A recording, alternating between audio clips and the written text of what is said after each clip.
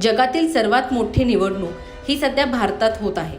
लोकसभा निवडणूक 2024 भारताच्या दृष्टीने महत्त्वाची तर आहेच, पण तितकीच महत्त्वाची जगाच्या दृष्टीने देखील आहे।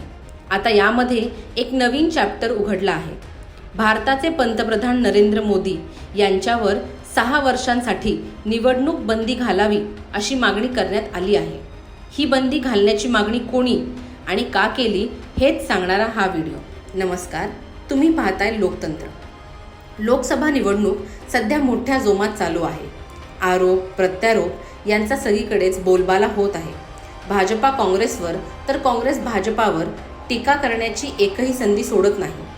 आता येऊयात मुद्द्यावर। पंतप्रधान नरेंद्र मोदी। सध्या भारताचं राजकारण ज्या व्यक्तीभोवती फिरत आहे तेच हे नाव। मोदींवर 6 वर्षांसाठी निवडणूक बंदी घालावी अशी मागणी करण्यात आली आहे। पंतप्रधानांनी आचारसंहितेचा भंग केला आहे अशी याचिका उच्च न्यायालयात वकील आनंद एस जोंधळे यांनी केली आहे। नरेंद्र मोदी देवी देवतांच्या नावावर मते मागत आहेत। पंतप्रधानांनी 9 एप्रिल रोजी उत्तर प्रदेशच्या पिलीभीतमध्ये केलेल्या भाषणात हिंदू देवदेवता, सिख देवता यांच्या प्रार्थना स्थळांच्या नावाने मते मागितले।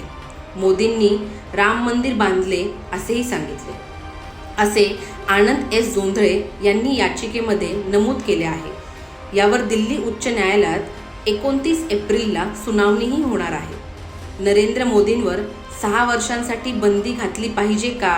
नरेंद्र मोदींनी केलेले वक्तव्य योग्य आहे का?